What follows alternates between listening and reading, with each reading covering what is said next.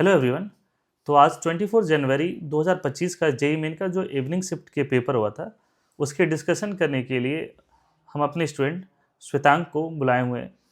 तो इसका कल शिफ्ट था सेकेंड शिफ्ट में, तो उससे कुछ पेपर के बारे में जानकारी लेंगे सो दैट कि जो अगले एग्जामिनेशन होने वाले हैं 28 29 को उन बच्चों को कुछ हेल्प मिलेगा और अप्रैल सेशन में भी कुछ हेल्प मिलेगा। तो welcome Shwetang. Thank you sir.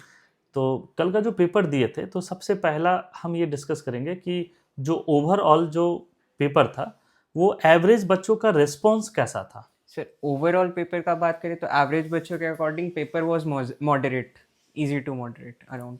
Fine. Like physics was around 15 to 16 questions was formula based, बाकी क्वेश्चंस हल्का सा कॉन्सेप्चुअल हो गया था। केमिस्ट्री भी अराउंड इजी था, मतलब 15-16 questions was easily doable, 16 to 17 questions.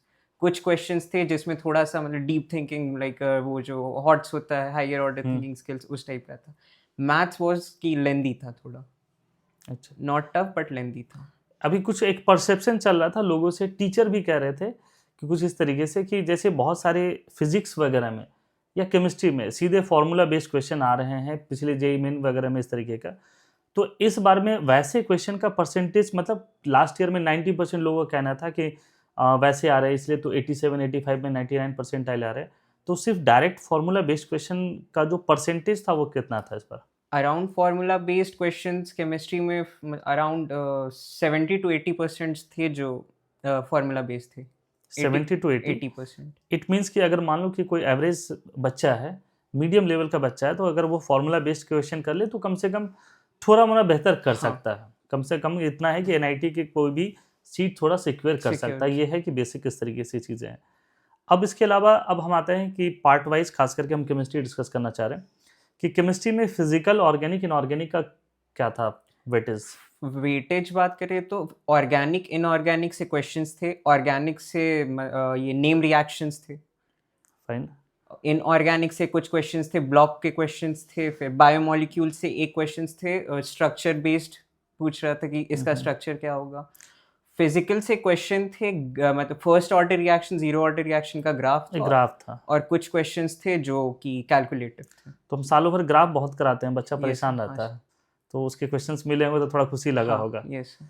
तो और उसके अलावा ये चीज़ है कि एक बार हम देख रहे हैं कि इस बार जो 22 23 में भी इटार्ड रिएक्शन, रोजनमैन रिएक्शन, यस इस यस, तरीके के बहुत हाँ। सारे नेम रिएक्शन वगैरह बहुत सारे आए।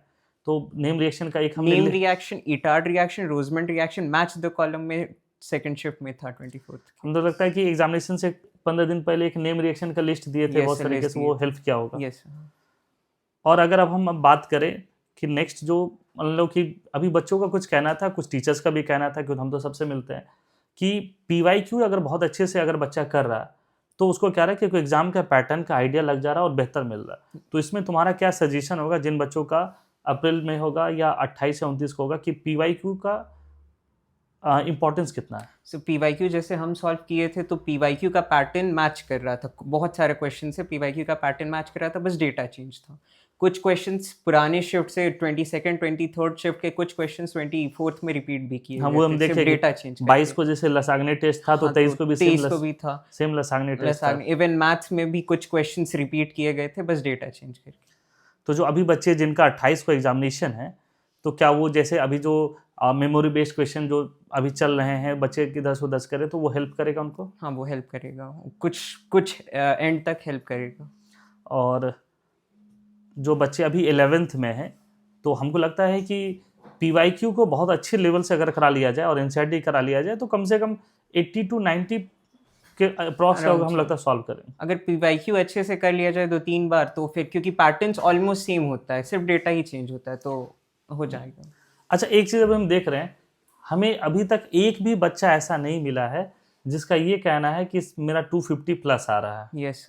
ऐसा कैसा था एग्जामिनेशन हॉल्स के बाहर में, कोई ऐसा बच्चा मिला जो बोला कि मेरा 250 प्लस आ नहीं जाएगा? सर, ऐसा कोई बच्चा तो था नहीं। सब बच्चा का यही कहना था कि मैथ्स इतना लेंदी था कि वो सॉल्व ही नहीं हो पाया, बहुत ही कम सॉल्व हुआ, बस मैथ्स में ना? कैलकुलेशंस बहुत हाँ। टफ थे तो उसमें। ये जो 300 नंबर लाने वाले बच्चे थे, इस बार लगता है कि कुछ कम होंगे, हाँ, इस बार हाई कम तो होने स्कोरिंग वाले चाहिए रिजल्ट कम होंगे। इस बार। अच्छा, ये जो पैटर्न चेंज हुआ, जो 10 जो थे, 10 में से हमें 5 करना रहता था, इस बार क्या हो गया कि कंपलसरी है कि आप इधर अटेम्प्ट लिए और नहीं, और दूसरा शायद उसमें निगेटिव मार्किंग आया था, यस सर, नेगेटिव। तो उसकी वजह से बच्चे क्या अटेम्प्ट ले रहे हैं उसी फ्रीली या थोड़ा सा नहीं डर सर, डर वो के? फ्रीली अटेम्प्ट लेना वो तो अब कम हो चुका है, क्योंकि अब नेगेटिव वो रिस्क आ जा रहा है -1 का, तो जिसके कारण जो एकदम जिसमें कॉन्फिडेंट है बच्चे वही कर रहे हैं। तो ये पैटर्न चेंज हुआ ना, जिसमें कि लास्ट ईयर क्या था कि 10 में से 5 पिक करना है और उसमें नॉन निगेटिव है, तो वो इस बार चेंज हो गया कि 5 ही रहेगा, ऑप्शनल नहीं है, और उसमें साथ साथ क्या है आपका कि नेगेटिव रहेगा।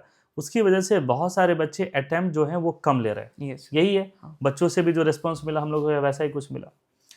तो अब ये 25 क्या कहते हैं कि जो जेईई मेन का अप्रैल में होने वाला है, तो क्या उसमें बहुत सारे बच्चे हैं जो फिर से दोबारा देंगे? कुछ बच्चे अभी एडवांस की तैयारी में फिर से लग जाएंगे, जिनको लग रहा है कि 98-99 परसेंटाइल आ जाएगा, तो हम लोग लग जाएंगे। तो हमको लगता है कि तुम्हारा भी कुछ उसी अक्रॉस में आ जाना चाहिए, और विश करेंगे कि तुम्हारा Yes. ऐसा हो जाए। आईटी के अच्छे से एडवांस की तैयारी फिर करना, Yes. फिर गाइड हम लोग करेंगे, फिर जैसा होगा तो फिर हम लोग बात करेंगे। और आप लोगों को भी अगर किसी तरीके का कुछ डाउट होगा तो कमेंट सेक्शन में आप कर सकते हैं, तो हम आपके इसके लिए वीडियो बना देंगे और डिस्कस करेंगे। Okay guys, thank you. Thank you.